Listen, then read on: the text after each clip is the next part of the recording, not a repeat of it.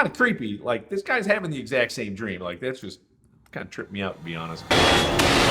Hey, what's up, everybody? Chef Billy Parisi here. So much drama in season 1, episode 1 of The Bear. Can't wait to check out the second episode. You've got Carmi going at it with his cousin, and the Bear's making huge changes already 2 weeks in. He's also got a stage in the kitchen, and then he's starting to get some respect from some of the other cooks. So without further ado, let's get into episode 2. Table 23, 4 people. Say yes, chef. Yes, chef. Answer me. I can handle it. I can handle it, chef. I can handle it, chef. But here's the thing. You're terrible at this. You're no good at it. Why? You think you're so tough. Yeah. Why don't you say this? Say yes, chef. I'm so tough. Yes, chef. I'm so tough. You are not tough. You are You are talentless. Say hands. Hands. You should be dead. So dang, his last job was incredibly intense. Obviously, they're pushing back to a year ago. Now, I've never necessarily had a chef pound on me like that, but I have worked for some very hard owners that I've seen chase out of kitchens with fists in the air. It is crazy. Now, this is next level. I've never heard of anyone engaged in a restaurant like this. That would be an incredible amount of pressure. I don't know why he would still work there. Another quick thing, he said you need to call for hands. This is just restaurant jargon.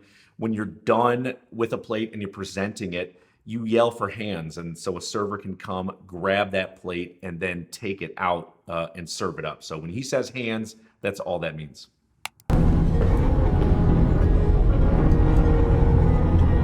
Hands.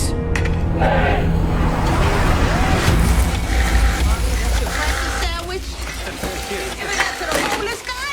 Hands. Somebody to me. Get that sandwich into $5 Hands. at Goodwill. Hands, please. Please. Yeah, thank you, chef. Now what would I put this in the trash? So one thing that's really frustrating about the restaurant industry, but also can be a great thing, is there's a lot of personalities, but there's just so much drama and chaos in the middle of it. And you have a lot of folks sometimes that are just like, well, I'm not going to be as quick as you because that's just not how I work. And when you're the head chef and there's just a sense of urgency, you just really want everyone to be on the same page. And the kitchen's filthy, you've got eggs broken, mustard dripping off.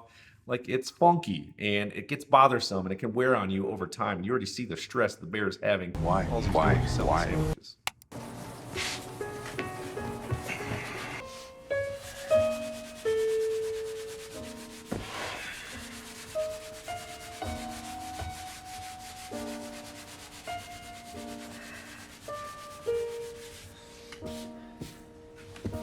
All right, another really quick stop here.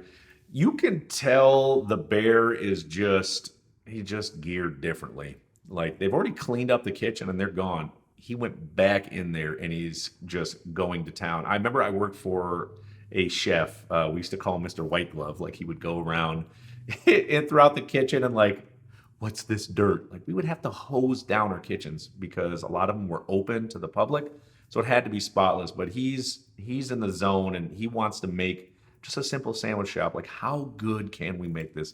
And I absolutely love that.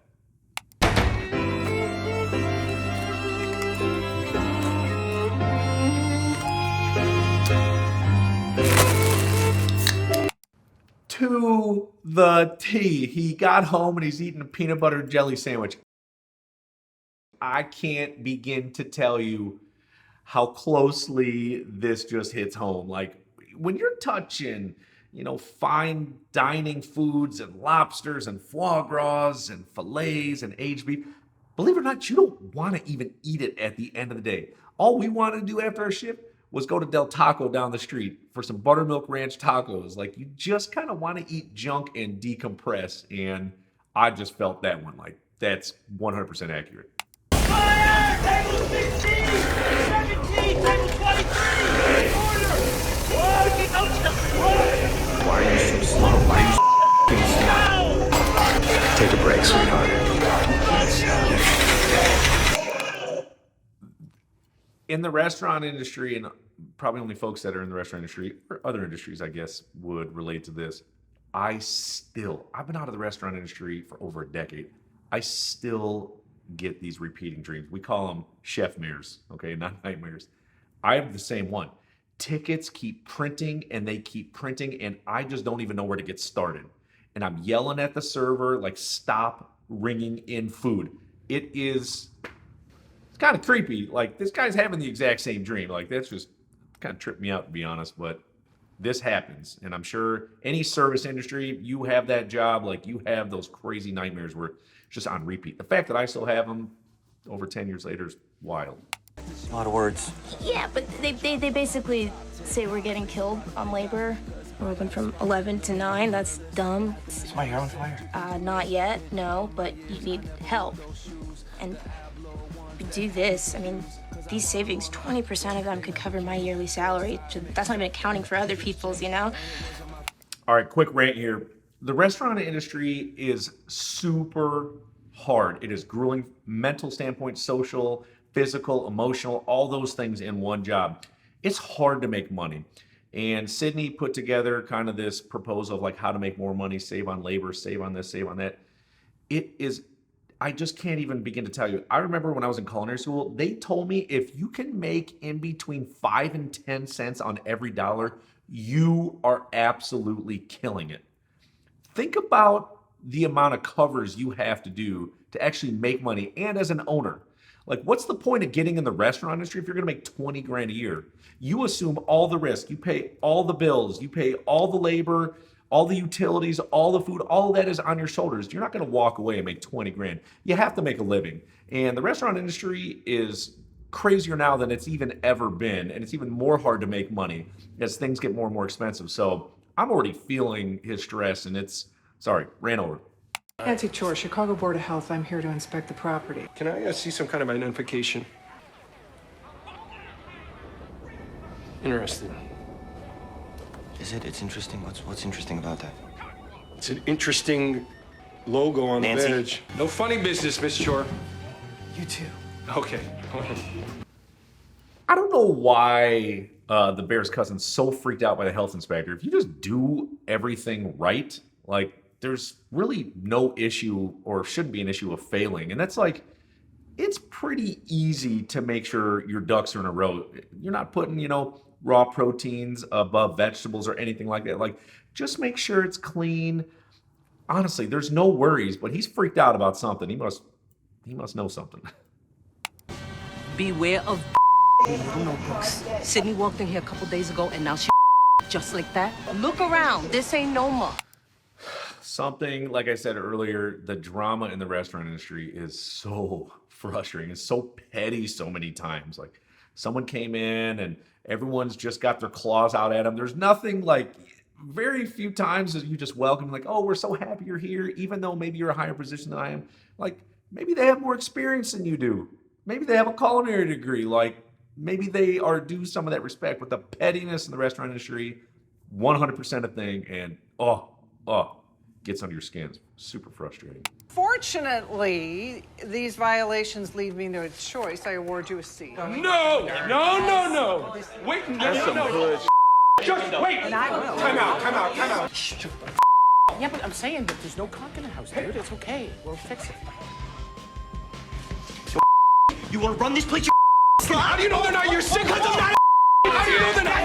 How do you know they're not? Getting a C for health code violations, that's kind of a big deal in the restaurant industry. And the reason is, they don't necessarily see why you got that grade that you did. They just know a C. So they might think, oh my gosh, they're mixing raw seafood and raw beef and raw chicken together, or the floor is disgusting, or the walk-in is messed up. Really, this has more to do with, like, things being next to something that could catch on fire, which, of course, not good, but it's not food related, where you could potentially get sick. So it stinks. And I was always told, like, you never want 100%, because if you have 100, that means, like, your place is immaculate, which means more health inspectors come out to check out why you have 100. So I was always told to stay like 96 to 98.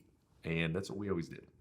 Can I ask, like, what was, like, the deal with Michael? He shot himself in the head 4 months ago. Jeez. What, were you guys...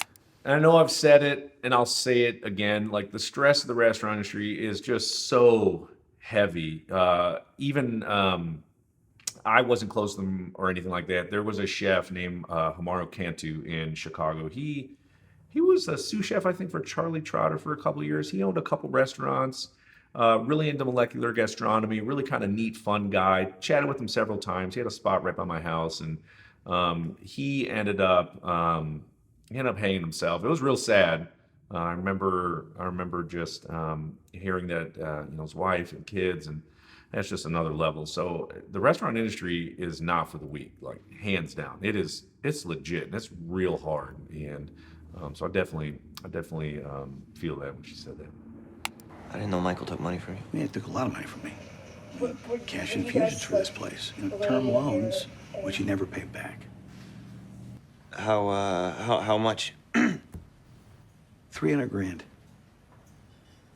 So obviously the Bear's brother in crazy amounts of debt that now the Bear has to assume. And that can also very much just be the industry in itself of, you hear about people taking out second mortgages or refinancing and putting that cash in the restaurant. And it's like, you got to get to a point where the restaurant is stable and sustainable and you can continue making money. Like the moment it starts taking a pit, you got to kind of reevaluate everything that you're doing. Like, is this food really that good? Is our service that good? Is the place clean? Those are like the three kind of biggest things, So if any of those have fallen off, that means if people don't know how to fix it, they go get more money out and just like change a couple things, but the food and the service and the cleanliness still aren't good. So be interested to see how he even pays this back.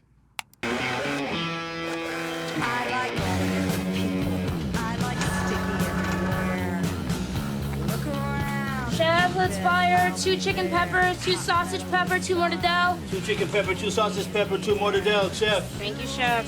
Yes, chef. Fire 1 more sausage pepper, 1 more mortadelle. 1 more sausage pepper, 1 more mortadelle, chef.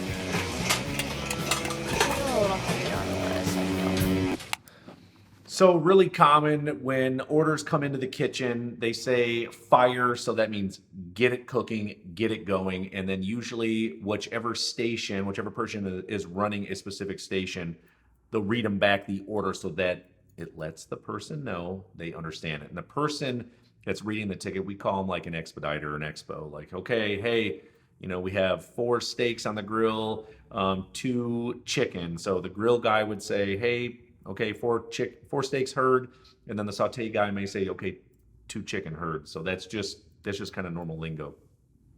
Do you want me to come in tomorrow? Please. Yeah, you're hired. Yeah? Yes. You're past chef.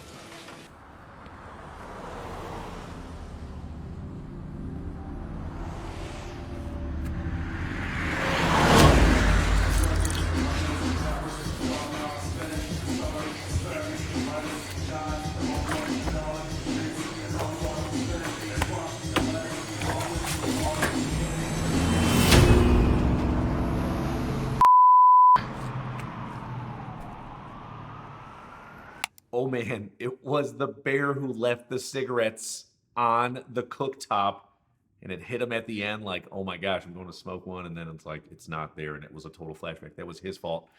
That's a big deal kind of when you're a chef. You want to set the expectations for the kitchen. It doesn't mean you don't make mistakes or mess up, but that's a pretty big kind of mistake. So I'm sure he's feeling that one. And then you have the letter from his brother Michael that the Bear's cousin found and was going to give it to him, and then he hid it. Maybe so he can find it one day, wondering what it says in there. Maybe more information about the restaurant. I don't know. And that he for sure wants to leave it to him. But, oh my gosh, so much drama. The Stage has hired Sydney.